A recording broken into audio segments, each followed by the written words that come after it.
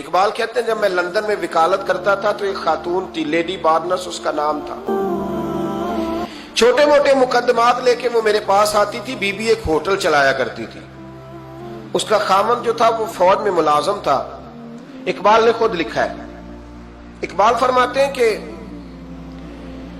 ایک دن وہ خاتون پھر کسی کیس کے سلسلے میں میرے پاس آئی، تو جب وہ آئی تو اس نے نقاب اوڑھا ہوا تھا، برقع کیا ہوا تھا.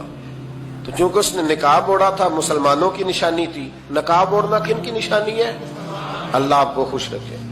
تو کہتے ہیں وہ نشانی چونکہ اہل اسلام کی تھی تو مجھے تجسس ہوا. میں نے کہا لیڈی خیریت ہے؟ میم صاحبہ یہ برقع پہنا ہوا ہے. تو کہنے لگی ہنس کے، اقبال مجھے پکا یقین تھا کہ آپ ضرور پوچھیں گے. تو میں نے کہا اچھا تو یہ برقع؟ تو کہنے لگی الحمدللہ میں مسلمان ہو گئی.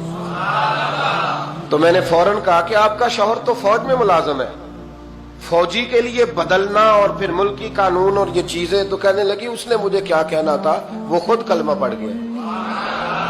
تو کہتی ہیں میں اور متجسس ہوا. وہ کیس کی بات کرتی تو میرا تجسس بڑھ گیا. میں نے کہا تو کیس چھوڑ یہ بتا کلمہ کیسے پڑھا؟ تو کہنے لگی اقبال اصل بات یہ ہے کہ میں نا بے اولاد تھی، خاوند بھی بڑے اچھے پیسے کماتا، میں خود بھی ہوٹل چلاتی، پر ڈپریشن اور ٹینشن اور بلا وجہ کی پریشانیاں جان نہیں چھوڑ. یہ ٹینشن اور ڈپریشن کا نا مجھے عربی ترجمہ کوئی نہیں ملا. یہ ڈپریشن اور ٹینشن کا نا میں نے تلاش کیا ہے، لیکن مجھے عربی لغت کے اندر ان کے معنی مجھے لگتا ہے کہ اس زمانے میں یہ چیزیں تھی ہی نہیں. ہوتی تو ان کا کوئی نام بھی، یہ آج ہے نا تو اس لیے آج کے زمانے میں ہی نام ہے مفت کا، مفت کی پریشانی.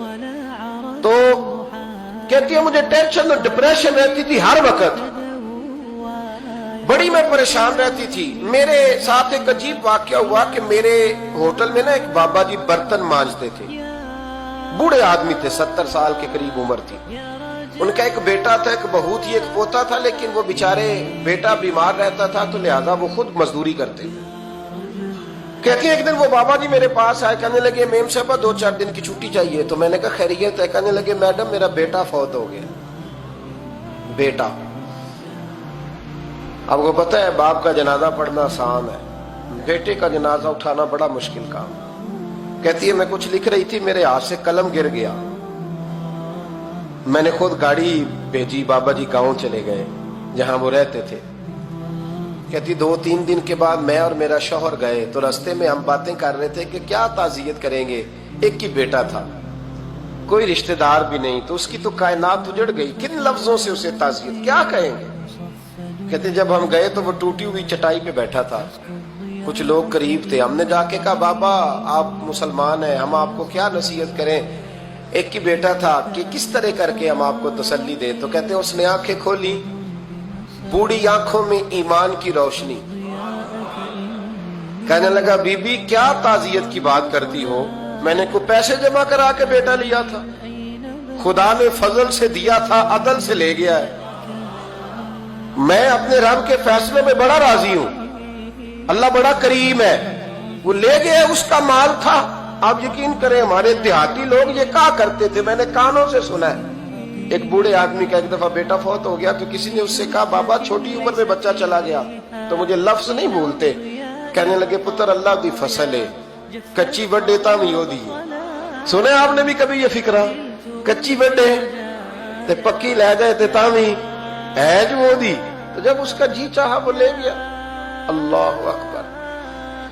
وہ خاتون کہتی ہے کہ وہ بابا جی سے میں نے کہا کہ چلو آپ 1 مہینے کی چھٹی کر لے. تو کہنے لگا نہیں میڈم میں مسلمان ہوں، مفت کی روٹی نہیں کھاتا، مزدوری کر کے کھاتا ہوں، میں انشاءاللہ 2-3 دن کے بعد کام پہ آ جاؤں گا. کہتے ہیں وہ چند دنوں کے بعد آ گیا. اللہ کی قدرت کے ابھی 2-3 ماہ گزرے تھے پھر آیا.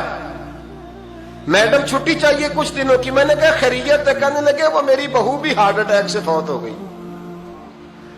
کہتے اب میں بھی تڑپ گئی اور عیسائی ہو کہ میری آنکھوں میں آنسو آ گئے. میں نے کہا گھر کا دروازہ بند ہو گیا، اب یہ بیچارہ کیا کرے گا. وہ اپنے شوہر کے غم میں ہارٹ اٹیک سے فوت ہو گئی. کہتے ہم پھر 2-3 دن کے بعد تعزیت کے لیے گئے. پھر ٹوٹی ہوئی چٹائی، بوڑھا نہ اپنی انگلیوں سے زمین پر کچھ بنا رہا.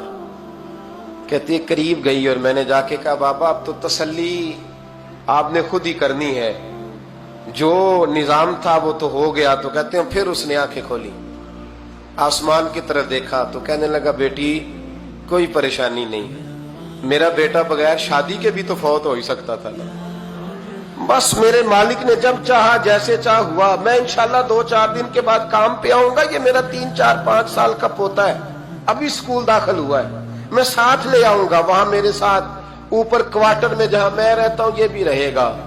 कहती है मैं सख्ते में आ गई उसकी कैफियत देख के, वो पोते को साथ ले आया।